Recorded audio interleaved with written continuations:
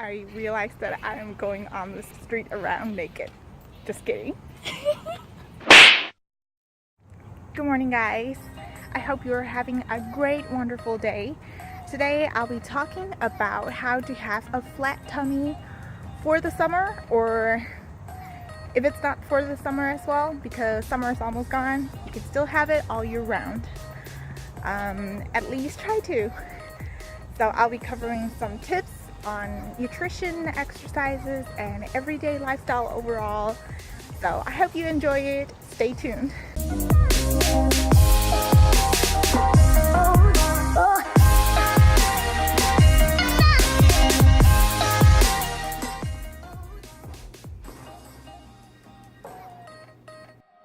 First and foremost, what I want to say is doing ab exercises won't magically give you six packs. But what you have to be doing is a combination of resistance exercises on all parts of the body. For me, I do 4 days of legs per week with 2 shoulders or 1 shoulder along with the chest, and then 1 back. And I'm also incorporating ab exercises into my routine these days. So I'll talk about that later in this video. But while doing these exercises, make sure that you are bracing the core, like during squats or deadlifts if you're lifting heavy. And you can also keep in mind of the core muscles that you want to basically bulge and give you that six-pack definition if you are doing so. Also, you want to be doing some cardio depending on your caloric intake.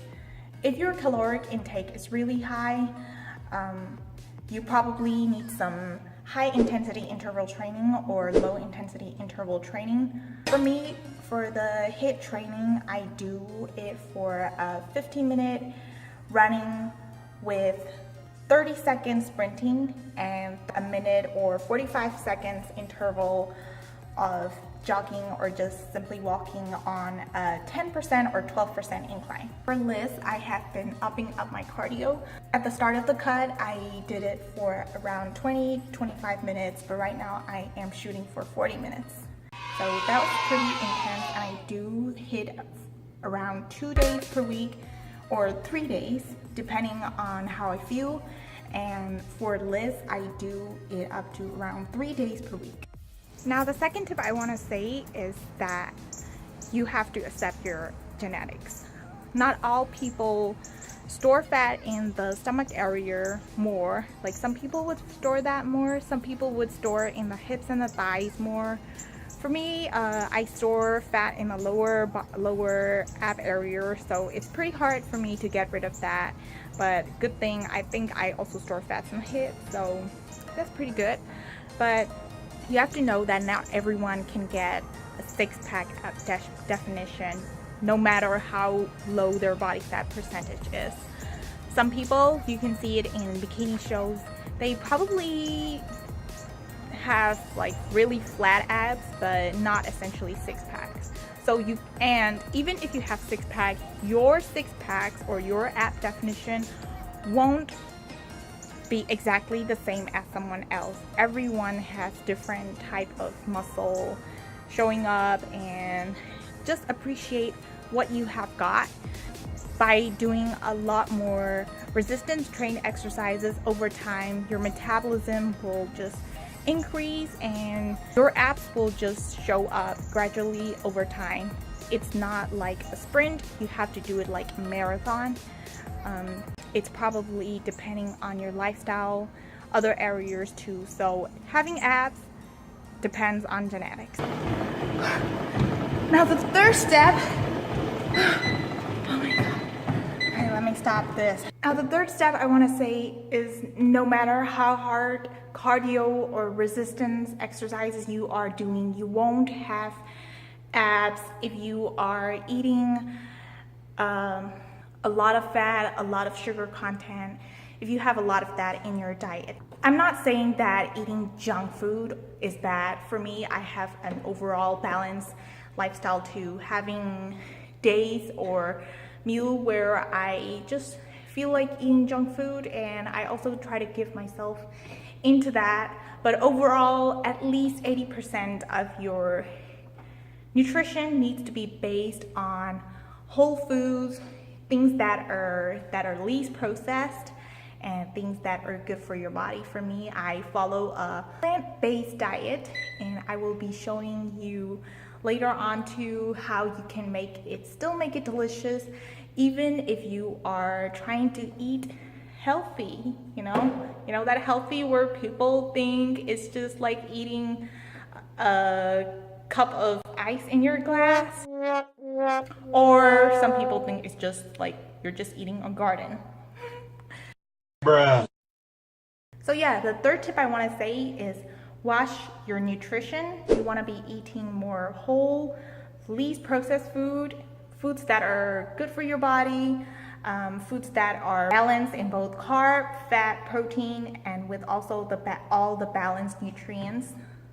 You want to be eating that. For me, I eat a lot of peanut butter, so during my cut I really have to control. But last time I also ate a jar of peanut butter in a week, like the big jar. Keep in mind of what you are eating, and you can still be full, you can still be satiated, but you just have to be mindful of what you're eating.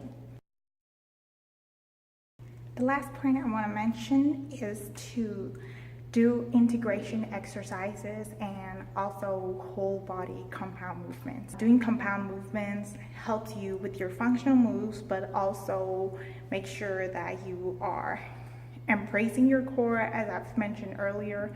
And also, I read a study that said integration exercises are much better than isolation exercises. So when you're doing exercises, keep in mind to make sure that you're going a range of motion using most of your limbs and most of your body parts. For example, as I will talk about it in the voiceover, the mountain climbers, which involve the deltoid movements to be above your shoulders, and as well as your pelvic movements, your hip flexion movements. Like when you integrate both of them, it is far much better than just pure isolation movements, just like crunches. So yeah, this is what I mean. Integration exercises are basically exercises that involve both the control from the upper and lower body. For this one, it involves the deltoid movement and also the hip pelvic movement.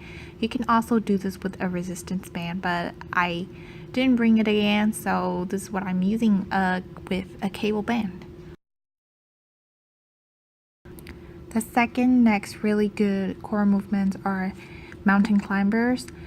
I put this in here because it is to point out that when you put your feet up in the air, it's much easier to target the abs, which means it is harder for you to move through.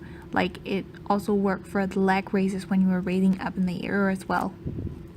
Then I also did some kind of plank holds, but you are alternating with your feet, with your feet really wide apart and moving, also controlling with both of your hands. As you can see, my core is really tight in this exercise. Then the last move that I really love are the side oblique hovers or crunches. These ones are really good for your external oblique, and especially if you're a girl and you want to pinch off your waist, then this is the go-to exercises that you could do it at the end of every workout.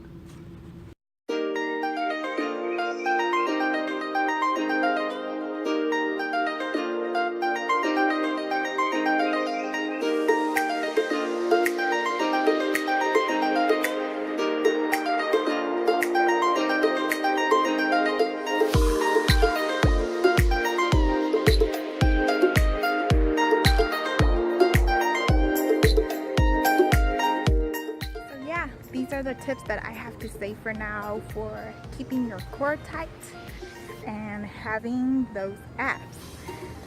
So if you enjoyed it, give it a thumbs up and subscribe to this channel.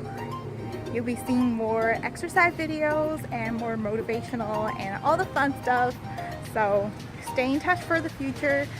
As always, I hope all is well and see you again.